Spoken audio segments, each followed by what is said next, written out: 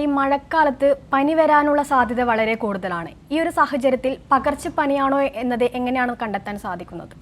ഞാൻ നേരത്തെ പറഞ്ഞ പോലെ തന്നെ വൈറൽ ഇൻഫെക്ഷൻസ് കൂടുതൽ വരുന്ന ഒരു സമയമാണ് മഴക്കാലം. ഈ സമയത്ത് നമുക്ക് പനി എന്ന് പറയുന്ന സാധാരണ നമ്മൾ കോമൺ കോൾഡ് എന്ന് നമ്മൾ പറയും, ജലദോഷം, പനി, ഇതെല്ലാം നമുക്ക് വരുന്ന സമയം തന്നെയാണ്.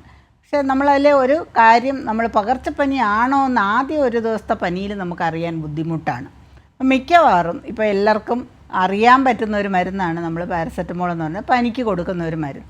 ഗർഭകാലത്ത് വലിയ ടെമ്പറേച്ചറിൽ പനി വരുന്നത് അമ്മയ്ക്കും കുഞ്ഞിനും നല്ലതല്ല. ഇപ്പോൾ രാത്രി, അർദ്ധരാത്രി അല്ലെങ്കിൽ ഒരു നമ്മൾ ഉറങ്ങിക്കിടക്കുന്ന സമയത്താണ് നമുക്കൊരു വലിയ പനി വരുന്നത്. നമ്മളൊരു പാരസെറ്റമോൾ കഴിച്ചെന്ന് പറഞ്ഞാൽ അവിടെ കുഴപ്പമൊന്നുമില്ല, നമുക്ക് അലർജി ഇല്ലെങ്കിൽ ആ മരുന്ന് കഴിക്കാവുന്നതാണ്.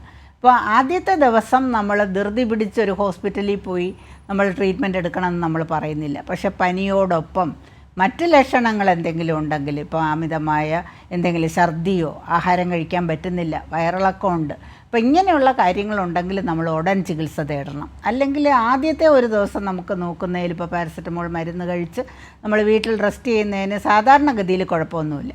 ഇതിൻ്റെ കൂട്ടത്തിൽ വേറെ എന്തെങ്കിലും നമുക്ക് ഡേഞ്ചറസ് ആയിട്ടുള്ള ലക്ഷണങ്ങൾ കണ്ടാൽ നമ്മൾ തീർച്ചയായിട്ടും ഹോസ്പിറ്റലിൽ പോകണം.